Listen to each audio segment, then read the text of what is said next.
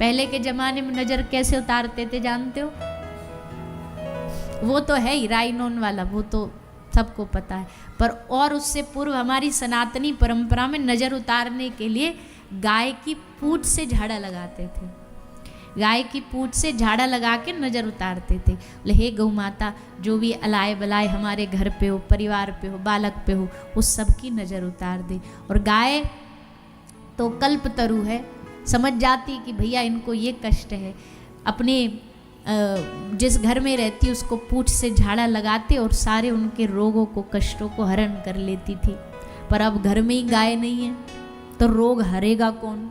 इसलिए अब घर घर में रोग आ गए, घर घर में रोग आ गए। कौन बचाए घर जिसमें बीमारियां ना हो? डायबिटीज, शुगर तो, बीपी तो, कोलेस्ट्रॉल तो, हाई ब्लड प्रेशर तो, घर घर में रोग है। घुटनों का दर्द तो, कमर का दर्द तो। क्यों? जो हमारे घर के लिए, वातावरण के लिए जो शुद्ध वातावरण गाय देती थी, नासिका से जब अपना श्वास छोड़ती, वो जो शुद्ध वातावरण मिलता, उस वातावरण से पूरा घर शुद्ध हो जाता था, पवित्र हो जाता था। घर के बैक्टीरिया, बताओ हद है। कितनी विचित्र बात है, दुनिया में किसी भी मलमूत्र को अशुभ माना जाता, गंदगी माना जाता है, पर गाय का गोबर जगह को पवित्र करने के लिए लगाया जाता है। भूमि को शुद्ध करने के लिए पंडित जी भी कहते हैं पहले चौका लगा दो गोबर का, बाकी बात फिर कुछ करना। ऐसा होता है। तो भैया अब दिक्कत तो ये आ गई कि लोग बड़े एडवांस हो गए, मॉडर्न हो गए। मॉडर्न के नाम पे बोले घर में 6 गाड़ी तो रख लेंगे पर गाय नहीं रखेंगे। सुविधा होते हुए भी नहीं रखते। एक तो यह कि भाई सुविधा नहीं है, एक यह है कि सुविधा होते हुए भी हम नहीं रखते हैं। हम कहते हैं आप सब जितने लोग हैं यहाँ सब सामर्थ्यवान लोग हैं, सबको भगवान ने सामर्थ्यवान बनाया है। आप ज़्यादा नहीं, अपने कोई भी बिजनेस की जगह हो, कोई फैक्ट्री हो, कोई ऐसी जगह हो जहाँ गाय रख सकते हो, 2-4 गाय रख लेंगे आप अपने हिसाब से, तो क्या घट जाएगा? उनकी सेवा हो जाएगी, घर में भी आपके शुद्ध दूध आ जाएगा, आपको कुछ करना नहीं पड़ेगा।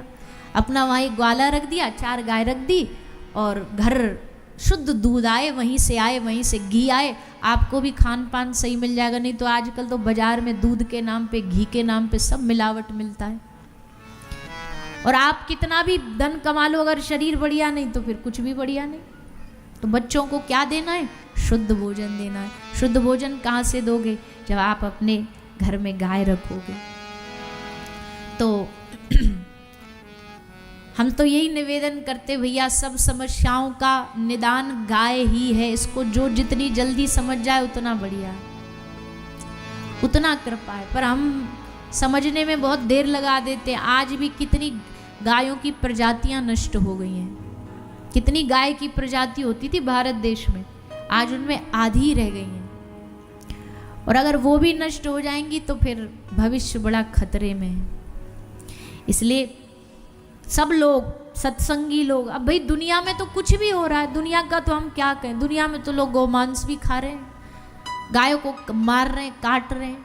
पर हम जो धार्मिक धर्म से जुड़े लोग, सनातन से जुड़े लोग हैं, हम लोगों को तो भैया अपना दिन प्राण सब लगा करके गौ माता की सेवा करनी चाहिए, गौ माता की रक्षा करनी चाहिए। हम नहीं करेंगे तो कौन करेगा? हम नहीं लगेंगे तो कौन लगेगा? भगवान की प्राप्ति करने के लिए इससे सरल रास्ता क्या हो सकता है? भगवान को आज ये हम तो कई बार कह भी देते हैं, जैसे अब आज शीघ्रराज पूजन है, गोवर्धन नाथ के लिए 56 भोग लगाते हैं लोग, खूब बढ़िया बढ़िया मिठाइयाँ लगाते हैं। पर हम कहते हैं अगर आप चाहते हो डायरेक्ट ठाकुर जी के पेट में चला जाए, उदर में चला जाए, तो उसके लिए अच्छा है कि किसी गौ माता, किसी गौशाला में 56 भोग लगाओ, फिर देखो सीधा भगवान के पास पहुंचेगा। गाय को खिलाओ, सीधा भगवान तक पहुंच जाएगा। तो भगवान सबको इतना बल दे, बुद्धि दे कि लोग इस बात को समझ जाएं, समय रहते समझ जाएं। तो गोपियां आई, पूंछ से लाला की झाड़ा लगाया, गौ माता के गौमूत्र से स्नान कराया, भगवान नामों का, विष्णु सहस्त्र नाम का पाठ किया। हे प्रभु हमारे लाला को बचाओ, पूतना का उद्धार किया। फिर एक दिन ठाकुर जी बैठे थे, बैठे बैठे यशोदा मैया ने देखा कि लाला करवट बदल लिए। थोड़ा सा करवट बदले, मैया खुश हो गई, अरे मेरो छोरा बड़ो है गयो, मेरो लाला बड़ो है गयो, करवट बदलन लगो। तो यही बात पे मैया ने एक उत्सव रख दियो, करवट उत्सव। क्यों? बोले आज लाला करवट बदली है तो उत्सव रखो। लाला ने चलनो सीखो तो उत्सव, लाला छींक जाए तो उत्सव, लाला जमाई ले तो जमाई उत्सव, छीके तो छीकोत्सव। मैया रोज उत्सव करती थी। ठाकुर जी, अपने घर के ठाकुर जियों को खूब उत्सव करना चाहिए सबको। समय समय पर श्रावण आया है, झूलन उत्सव, थोड़ा महीना जैसा चल रहा है वैसे वैसे उत्सव करने चाहिए। चंदन उत्सव करो, झूलन उत्सव करो, नौका उत्सव करो। भगवान को लगना चाहिए कि हाँ इस घर में हमारी भी कुछ इज्जत है, हमारे लिए भी कुछ किया जाता है। तो मैया खूब उत्सव करती हैं लाला के लिए। करवट बदला, भंडारा कर दिया मैया ने, सब आए, भंडारा हो गया। मैया बोली लाला थक गए होगो, चलो जाकू ने सुला दूं। तो एक सकट बैलगाड़ी के नीचे सुला के मैया भीतर काम में चली गई। सो आया सक्टासुर, सकट में बैठा, भगवान ने चरण से अंगूठे से उछाला, सकट गिरा और वही सक्टासुर का उद्धार हो गया। सक्टासुर का भगवान ने कल्याण कर दिया, सक्टासुर मारा गया। तृणाव्रत आया, तृणाव्रत का उद्धार किया। फिर गर्ग महर्षि जो ज्योतिषाचार्य हैं, बड़े अद्भुत, वो आए और उन्होंने भगवान का नामकरण किया, भगवान का नाम रखा गया। यशोदा मैया के लाला और रोहिणी मैया के लाला श्री बलराम जी, दोनों का नामकरण श्री गर्ग महर्षि ने किया। सुंदर उत्सव रखा गया। फिर ठाकुर जी थोड़े थोड़े बड़े हो रहे हैं, भगवान चलन लगे हैं, नेकाद नेकाद थोड़ो सो बोलन लगे हैं, मैया गैया भैया ये कह के बुलाने लगे हैं अपने आसपास। खूब उधम करते हैं, उद्यमी खूब है ठाकुर जी, नटखट खूब है।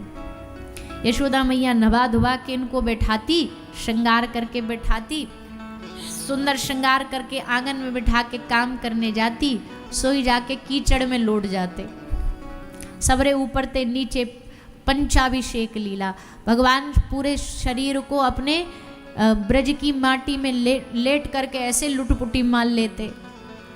मैया कहती अरे बावरे तो को नवायो धुवायो श्रृंगार करो और तेने जाके या माटी में लुटपुट लगा ली, पिछले जन्म को सूकर होगा। ठाकुर जी कहते हाँ मैया, लगे तू हमको पहचान गई, क्योंकि हमारो एक अवतार सूकर को भी हो। कौन सो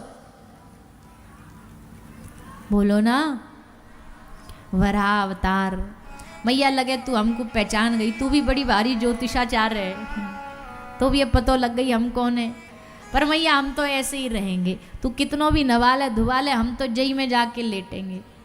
कभी क्या करते, कभी कई बछड़ा की पूंछ को पकड़ लेते और बछड़ा की पूंछ को पकड़ के बोलते हमको पूरी ब्रज में घुमा के ला।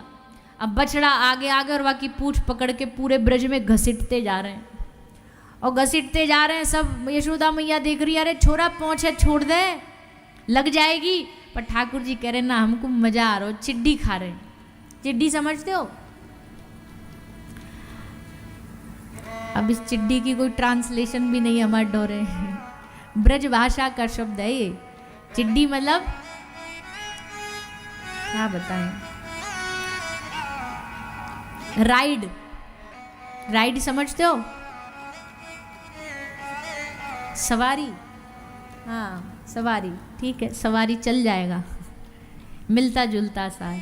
तो वही है, जैसे दादाजी नहीं पोता को कंधा पे बिठा लेते थे और फिर वो पकड़ पकड़ के ऐसे ऐसे करते हैं, चलाते घोड़ा बना, बाकू हमारे ब्रज में चिड्डी बोले। तो ठाकुर जी कह रहे हैं बछड़ा को हमको खूब चिड्डी खवा रहो, बड़ो मजा आ रहा है, और घूम और घूम। रास्ता में मिल गए दाऊ दादा, बोले दादा तुम भी आ जाओ, तुम भी एक की पहुंच तुम भी पकड़ लो। दोनों सबरे ब्रज में घूमेंगे और सबरे ब्रज में घसीटते घूम रहे। मैया बोली ये दोनों की दोनों तूफान है, दोनों तूफान है। कभी अपने दादा को फंसा देते, दाऊ दादा को ठाकुर जी लेकर के आ गए। एक मैया के वो था भंडार, वहाँ भंडार घर में पहुँच गए दोनों। वहाँ में आटे की बोरी रखी। ठाकुर जी बोले दादा आज हमारा होली खेलने को मन कर रहे हो। होली में तो अभी बहुत दिन है। बोले ना हमारा आज ही मन कर रहे हो। दादा बोले कैसे खेले को होली। सो लेके आटो अपने हाथ में जोड़ते फूंक मारी। सबरे दादा को एकदम पूरा ऊपर ते नीचे आटे में सफ़ेद सफ़ेद कर दियो। दादा बोले अच्छा हमारे संग मस्ती करेगो। ले दादा ने पकड़ के आटे की बोरी इनके ऊपर डाल दी। ठाकुर जी बोले अब हम भी पीछे ना रहेंगे। उनने आटे की बोरी फाड़ के फिर उन पर डाली। करते करते मैया को सबरो आटो फैला दियो। मैया बोली कछु जोर जोरते आवाज़ आ रही है भंडार में ते का है रहो। तो मैया दबे पाम आई। ठाकुर जी को पतो लग गई मैया आ रही है। पायल ते ही समझ जाते, मैया की पायल ते ही समझ जाते मैया आ रही है। अब कहाँ जाएं का करें। बोले दादा आज मैया कुटाई लगावेगी भयानक, और यहाँ तो भगने को रास्ता भी नहीं है, एक ही दरवाजा है। एक काम करो छुपने को एक ही रास्ता है। एक बोरी तुम ओढ़ के बैठ जाओ, एक हम ओढ़ के बैठ जाए। मैया समझेगी बोरी है आटे की। सो एक बोरी दादा को उड़ा दी, एक खुद ओढ़ के बैठ गए। और वहाँ में कछु ना नेक सो छेद कर लियो आँखन में थे कि ऐसे दिखती रहे चारों तरफ माहौल, पता लगता रहे मैया गई कि ना गई। अब दोनों बोरी ओढ़ के ठाड़े है गए। मैया आई राम राम राम का हल्ला मचा रखो। अरे राम राम कहाँ भग गए ये दोनों, इनने पूरा घर बर्बाद कर दियो। थक गई मैया। ऐसे एक कमर पे हाथ रखो और एक हाथ रखो बोरी पे। कौन सी बोरी, कौन है बोरी। अब वहाँ में तो श्रीमान जी छुपे बैठे। अब नेक हिले तो मैया को लगे आज भूकंप आ रहा हो। कहा रो बोरी कैसे हिल रही है। अरे हिल नहीं रही, या बोरी के तो पाँव भी है। ठाकुर जी पाँव तो अब बोरी ओढ़ लो तो पाँव तो दिखेंगे ही नीचे। मैया समझ गई जे कौन है। मैया ने पकड़ करके जैसे बोरी हटाई तो पूरे ऊपर से नीचे तक भूत बने बैठे। अब ठाकुर जी पकड़ में आ गए। अब कैसे भगेंगे। सो लियो आटो मैया के मुंह की तरफ फेंको और दादा से बोले दादा भगो। अब मैया को कछ ना दिख रहा तो फेंक के वहां आटो और दोनों भाग गए। ऐसे नटखट ठाकुर जी का कहें इनकी नटखट्टा को, क्या कहें इनकी लीलाओं को। खूब आनंद लेते हैं। भगवान ने कहा कि अब बहुत हो गया परित्राणाय साधुना विनाशाय च दुष्कृताम। अब थोड़ा सा ने मौज ले लें दो हमको। या अवतार में हमको कोई ये ना कहे कि भाई भगवान ऐसा करे, हम तो सब करेंगे, सब मर्यादा तोड़ेंगे। क्यों? क्योंकि हमारे अपने सुख के लिए, ये हमारे अपने आनंद के लिए। तो ये अवतार ठाकुर जी ने अपने आनंद के लिए लिया है। सारे ब्रज में आनंद लेते हुए घूम रहे, खुद भी ले रहे हैं, सब दूसरों को भी दिला रहे हैं। गोपियाँ प्रतिक्षण इसी प्रतीक्षा में रहती कि हम पर कोई ऐसी कृपा हो जाए कि किसी भी तरह लाला आज हमारे घर आ जाए। ठाकुर जी उनके घर जाते। गोपी उनको कभी नाच नचाती है, कभी बांसुरी बजवाती है, कभी बैठ कर के कुछ सुनती है, नए नए लोभ लालच दे करके। और ठाकुर जी को लोभ कुछ नहीं है, पर फिर भी थोड़ा लोभ में आकर के भगवान सब करते हैं, गाते हैं, नाचते हैं, बांसुरी बजाते हैं।